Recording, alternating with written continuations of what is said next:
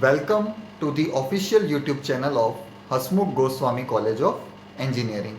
Myself, Professor Tanmay Kumar Pandit, and today in this video lecture, we are going to study about one important article, that is the classification of electronic materials. तो electronic materials पहले तो किसको बोलते हैं? कोई भी material जिसमें हमने एक्सटर्नल इलेक्ट्रिक फील्ड अप्लाई किया और उसकी प्रॉपर्टीज में हमें अलग अलग ऑब्जर्वेशंस देखने को मिले, तो उस हिसाब से हम इलेक्ट्रॉनिक मटेरियल्स जिसको बोलते हैं उसका हमने क्लासिफिकेशन किया है। तो ये क्लासिफिकेशन किस पे बेस है? उसकी प्रॉपर्टीज में जो भी वेरिएशन आया, क्योंकि जैसे कि आप इस एनिमेशन में देख पा रहे हैं कि जो हम एक्सटर्नल इलेक्ट्रिक फील्ड अप्लाई करते हैं तब उसका जो मटेरियल का सबसे छोटा मॉलिक्यूल जिसको हम एटम भी बोलते हैं उस पे उसकी इफेक्ट होती है। मतलब कि एट एटॉमिक लेवल हम ये इफेक्ट ऑब्जर्व कर रहे हैं और उस हिसाब से हमने इलेक्ट्रॉनिक मटेरियल को अलग अलग पार्ट्स में डिवाइड किया है। तो सबसे पहला जो पार्ट है वो हम देखेंगे। So every electronic material has its own characteristic energy band structure. तो कोई भी इलेक्ट्रॉनिक मटेरियल आप ले लीजिए, उसका एनर्जी बैंड प्रॉपरली पहले से ही फैब्रिकेटेड होगा, मेंटेन होगा। एनर्जी बैंड उसमें दो तरह के मेजर बैंड्स होते हैं। पहला है वैलेंस बैंड, जो कि सबसे बॉटम लेवल या बॉटम बैंड भी आप उसको बोल सकते हैं। दूसरा जो है मेजर बॉन्ड या तो बैंड, वो है कंडक्शन बैंड, मतलब कि वो टॉप लेवल का बैंड है। और ये बैंड जो वैलेंस है और कंडक्शन है, दोनों की एनर्जी अलग अलग होती है, इसीलिए हम उसको एनर्जी बैंड्स भी बोलते हैं। Based on the ability of various materials to conduct current, कोई भी मटेरियल अपने अंदर से कितना इलेक्ट्रिक करंट कंडक्ट कर सकता है। कोई मटेरियल है, मान लो कि आपके पास ए सैंपल है और दूसरा बी सैंपल है, दोनों अलग अलग मॉलिक्यूल या मटेरियल से फैब्रिकेटेड है, ठीक है। सपोज हम लेते हैं एक सिलिकॉन है, दूसरा मेरे पास कॉपर है, तो दोनों में इलेक्ट्रिक करंट का जो फ्लो है वो कॉमन नहीं रहेगा। मतलब कि इलेक्ट्रिक करंट की पासिंग की जो एबिलिटी है वो सिलिकॉन की भी अलग है, कॉपर की भी अलग है। तो उस हिसाब से हमने ये सेमीकंडक्टर, कंडक्टर और इंसुलेटर के फॉर्म में उसके तीन मेन कैटेगरीज कर दी, किसकी? इलेक्ट्रॉनिक मटेरियल्स की। अभी आप ये जो ऑर्डर देख रहे हैं जिसमें मैंने पहले मेटल्स लिखा है, जबकि मैंने एग्जांपल दिया था कॉपर का, वो भी एक तरह से मेटल ही है। तो मेटल की कंडक्टिविटी सबसे ज्यादा होती है, मतलब कि मेटल में से इलेक्ट्रिक चार्ज जो होंगे वो इजीली फ्लो हो सकेंगे। उसके बाद आता है सेमीकंडक्टर। तो सेमीकंडक्टर की जो कंडक्टिविटी होती है वो मेटल से कम होती है, मतलब कि मेटल में जो फ्लो है इलेक्ट्रिक चार्जेस का वो ज्यादा होगा compare to that of semiconductor. और जो लास्ट है वो है इंसुलेटर्स। तो इंसुलेटर्स जो होते हैं उसमें तो इलेक्ट्रिक करंट फ्लो ही नहीं होता है, मतलब कि उसकी कंडक्टिविटी होती ही नहीं है।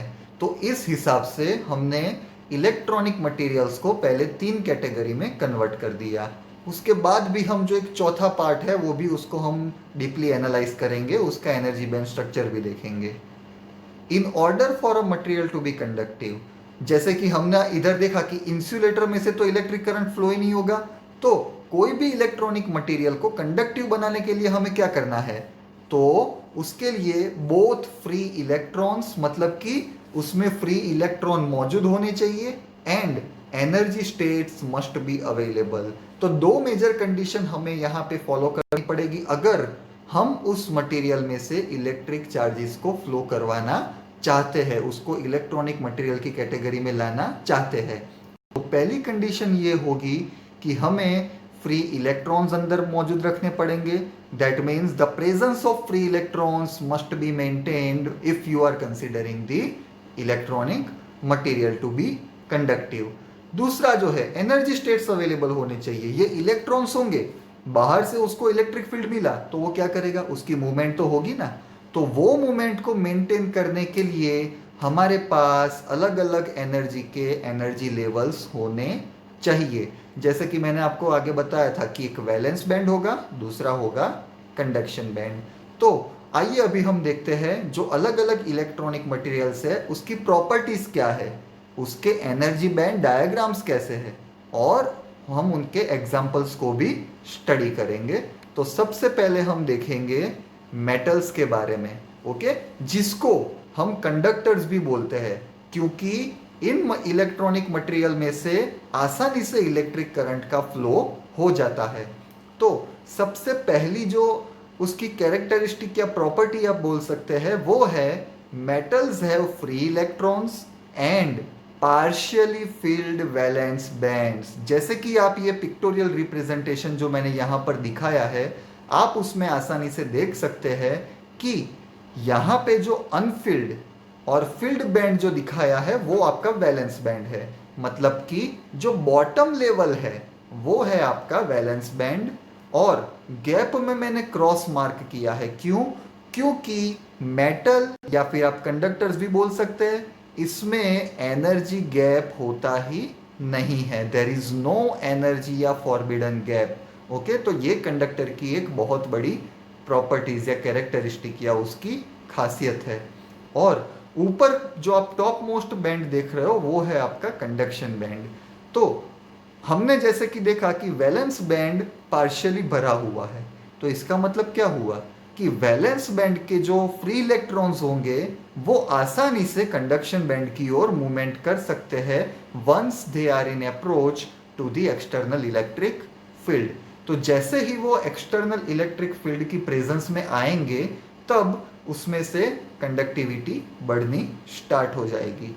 तो इसके एग्जांपल्स क्या है? मेटल्स हम तो नाम से ही जानते हैं, कॉपर भी है, एल्यूमिनियम भी है, ठीक है। तो ये सारी जो मेटल्स है वो एग्जांपल्स है are of a good conductor. Okay, in the metals like copper और you can say aluminium there is no forbidden gap. जैसे कि मैंने आपको बताया कि इसमें जो मैंने क्रॉस मार्क दिया है वो इसीलिए आपको समझाने के लिए कि वैलेंस और कंडक्शन बैंड एक दूसरे के ऊपर ओवरलैप ही है, मतलब कि कोई एनर्जी बैंड गैप उसमें आपको नहीं देखने को मिलेगा। डन। तो ये था हमारा पहला इलेक्ट्रॉनिक मटेरियल जिसको हम मेटल्स या कंडक्टर्स भी बोल सकते हैं। अभी हम देखते हैं दूसरा इलेक्ट्रॉनिक मटेरियल का पार्ट जो है सेमी मेटल। अभी सेमीकंडक्टर तो देखा, semiconductor and semi metals are two different things. Okay, ये चीज आपको ध्यान में रखनी है। कई लोग सेमी मेटल्स का पूछते हैं तो सेमीकंडक्टर का डिस्क्रिप्शन लिख देते हैं। नहीं, सेमी मेटल और सेमीकंडक्टर ये दोनों अलग अलग चीजें हैं, ये इलेक्ट्रॉनिक मटेरियल्स भी अलग है। तो जैसे कि आप देख सकते हैं कि semi metal have their highest band field. हमने मेटल्स में देखा कि वैलेंस बैंड तो फिलअप था लेकिन उतना ज्यादा भरा हुआ नहीं था वो। डन। लेकिन इधर आप देख सकते हैं कि valence band is completely filled. Okay, और this filled band however overlaps with the next higher band. तो ये वैलेंस बैंड जो है वो कंडक्शन बैंड के साथ ओवरलैप तो हो रहा है, therefore they are conductive but with slightly higher resistivity than normal metals. तो हम जो मेटल में जो कंडक्टिविटी एक्सपीरियंस कर रहे थे उसमें तो बहुत ही ज्यादा कंडक्टिविटी थी क्योंकि उसमें कोई बैंड गैप ही नहीं था। डन। लेकिन उसमें क्या था, वैलेंस बैंड पूरा भरा हुआ नहीं था। हाँ, उसमें फील्ड और अनफिल्ड दोनों चीजें थी। लेकिन हम यहाँ पे देख सकते हैं उसके एनर्जी बैंड डायग्राम से हम देख सकते हैं कि यहाँ पे तो वैलेंस बैंड ज्यादा भरा हुआ है, पूरा फील्ड स्टेट में है। तो यहाँ पे हम बोल सकते हैं कि उसकी रेजिस्टिविटी बढ़ जाएगी। जो नेबरिंग मॉलिक्यूल्स होंगे वैलेंस बैंड के वो उसको रिस्ट्रिक्ट करेंगे कि वो कंडक्शन बैंड तक ना पहुंच पाए जब भी उस मटेरियल पे एक्सटर्नल इलेक्ट्रिक फील्ड अप्लाई होगा। डन। तो अभी इसके एग्जांपल्स क्या है, एग्जांपल्स भी देखने पड़ेंगे हमको। तो उसके एग्जांपल्स है, number 1 is the arsenic, number 2 bismuth and number 3 antimony. तो यहां पर हमें ये चीज ध्यान में रखनी है कि ये जो सेमी मेटल्स है उसकी कंडक्टिविटी मेटल से कम है और रेजिस्टिविटी मेटल से ज्यादा है। तो ये था difference between metals and semi metals. दोनों के एग्जांपल्स भी अलग अलग है, दोनों के एनर्जी बैंड डायग्राम्स भी अलग अलग है। तो इस तरह से हम दोनों को डिस्टिंग्विश कर सकते हैं। अभी ये हमारे major 2 types of electronic materials की बात हुई। अब हम मूव ऑन करेंगे थर्ड इलेक्ट्रॉनिक मटेरियल पे, जो है सेमीकंडक्टर। पहले हम इंसुलेटर्स देख लेते हैं। जो इंसुलेटर्स होते हैं, ठीक है, what are the insulators? So the insulators are purely resistive material. यहाँ पे आपको ये चीज़ ध्यान में रखनी है कि सबसे ज़्यादा रेजिस्टिविटी अगर किसी इलेक्ट्रॉनिक मटेरियल की अगर है तो वो किसकी है? इंसुलेटर्स की। और उसका ऑपोजिट अगर हम देखें, रेजिस्टिविटी की बात नहीं करते, हम कंडक्टिविटी की बात करते हैं। तो रेजिस्टिविटी सबसे ज़्यादा है तो कंडक्टिविटी क्या होगी? सबसे कम। So insulators are very poor conductor of electricity. तो वो इलेक्ट्रिसिटी के एकदम पुअर कंडक्टर है। उसके एग्जाम्पल्स क्या क्या है? तो पहला एग्जाम्पल है ग्लास। जो भी आपका कांच का कोई मटेरियल होता है तो वो इंसुलेटर है, उसमें से आप करंट पास करो नहीं होगा। वुड, लकड़ी जो होती है वो भी, वो तो हम बचपन से जानते आ रहे हैं कि वो विद्युत का अवाहक है। डन, वो हम बचपन से सुनते आ रहे हैं। So wood is also known as insulator. Mica are also insulators and diamond, this is very much important example of insulator. Done. तो यहां पे आप देखिए इंसुलेटर में ऐसी क्या चीज हो रही है जिसकी वजह से हम बोल सकते हैं कि उसकी रेजिस्टिविटी बहुत ज्यादा है और कंडक्टिविटी सबसे कम। तो ऐसा इसमें हम एनर्जी बैंड डायग्राम के ऊपर से लिख सकते हैं। तो देखिए आप उसका एनर्जी बैंड डायग्राम को एनालाइज कीजिए। उसका जो वैलेंस बैंड है वो कंप्लीटली फिल्ड है, मतलब वैसे ही उसकी रेजिस्टिविटी बढ़ गई क्योंकि उसके मॉलिक्यूल्स एक दूसरे के साथ अटैचमेंट में रहेंगे तो उसको कंडक्शन बैंड तक जाने का मौका ही नहीं मिलेगा। दूसरी चीज जो है वो सबसे इंपॉर्टेंट कि वैलेंस बैंड और कंडक्शन बैंड के बीच में जो गैप आ रहा है ना, जिसको हम एनर्जी बैंड गैप या फॉरबिडन गैप बोलते हैं, उसकी साइज देखिए आप यहाँ पर, उसकी साइज को एनालाइज कीजिए। तो यहाँ पे जो बैंड गैप है वो काफी बड़ा है। तो वैलेंस बैंड का कोई भी एटम या कोई भी मॉलिक्यूल अगर एनर्जी गेन कर भी लेगा तो वो इतने बड़े गैप को टारगेट नहीं कर पाएगा, उसकी एनर्जी को क्रॉस नहीं कर पाएगा। सो इसीलिए मैंने लास्ट में इधर लिखा है, practically it is impossible for an electron to jump from valence band to conduction band. तो प्रैक्टिकली तो ये पॉसिबल ही नहीं है कि हमारा जो इलेक्ट्रॉन है वो सीधा जंप करके वैलेंस से कंडक्शन बैंड तक चला जाएगा। तो ये किसकी वजह से है? ये लार्ज फॉरबिडन गैप जो आपको दिख रहा है ना, फील्ड और अनफील्ड के बीच में। डन, तो ये उसकी वजह से है। उसकी कंडक्टिविटी बढ़ भी सकती थी अगर कंडक्शन बैंड में कोई इलेक्ट्रॉन्स मौजूद होते, लेकिन ऐसा नहीं है। तो ये था properties, energy band diagram and examples of insulators. ठीक है, तो ये तीन मेजर पार्ट्स अभी तक हमने स्टडी कर लिए, जिसमें हमने देखा कि कंडक्टिविटी किस पे डिपेंडेंट है, रेजिस्टिविटी किस पे डिपेंडेंट है, और मेजर रोल किसका है? एनर्जी बैंड गैप का, जिसको हम आगे जाके फर्मी लेवल से भी उसका एनालिसिस करने वाले हैं। तो यहाँ पे आपको तीन चीज़ें आपको सब में याद रखनी है। नंबर 1, उसकी एक या दो प्रॉपर्टीज आपको याद रखनी है। नंबर 2, उसका एनर्जी बैंड डायग्राम। सबके लिए, सब इलेक्ट्रॉनिक मटेरियल्स के लिए आपका अलग अलग स्केच होना चाहिए। हाँ, जैसे कि मैंने इस पावर पॉइंट स्लाइड में भी आपको दिखाया है कि हम कैसे उसको अलग अलग स्केच कर सकते हैं। और नंबर 3, सभी जो इलेक्ट्रॉनिक मटेरियल्स है उसके एग्जाम्पल्स भी आपको लिखने हैं। Minimum 2 examples are required in every electronic material classification. Done. अभी जो लास्ट पार्ट है, जो लास्ट क्लासिफिकेशन है इलेक्ट्रॉनिक मटेरियल का, वो अभी हम देखने जा रहे हैं। तो वो है सेमी कंडक्टर्स। तो ये सबसे इंपॉर्टेंट और इंटरेस्टिंग इलेक्ट्रॉनिक मटेरियल है। क्यों? क्योंकि इसकी जो रियल लाइफ एप्लीकेशंस है वो इकोनॉमिकली और इंडस्ट्रियल लेवल पे वो बहुत ही यूजफुल है। तो इसीलिए ये टाइप के मटेरियल को अभी रिसर्च में भी उस पर काफी सारा फोकस किया जा रहा है। डन। तो सेमीकंडक्टर्स क्या होते हैं? पहले हमने क्या चीज स्टडी की? मेटल, जिसको हम कंडक्टर भी बोलते हैं। दूसरा हमने स्टडी किया मेटल, जिसकी कंडक्टिविटी क्या थी? मेटल से कम थी। तो अभी सेमीकंडक्टर आया। तो सेमीकंडक्टर क्या है? सेमीकंडक्टर की कंडक्टिविटी मेटल से तो कम है ही, लेकिन सेमी मेटल से भी कम है। डन। तो इसका अगर आप एनर्जी बैंड डायग्राम देखेंगे तो वो काफ़ी हद तक आपको इंसुलेटर जैसा दिखेगा, इसीलिए मैंने आपको पहले इंसुलेटर का एनर्जी बैंड डायग्राम दिखाया था। लेकिन एक चीज़ यहाँ पे आप ऑब्जर्व कर सकते हैं कि दोनों के बीच डिफरेंस क्या है। जैसे कि हमने इंसुलेटर में देखा था कि एनर्जी बैंड गैप तो बहुत ज़्यादा था, लेकिन सेमीकंडक्टर में जो एनर्जी बैंड गैप है वो बहुत ही कम है।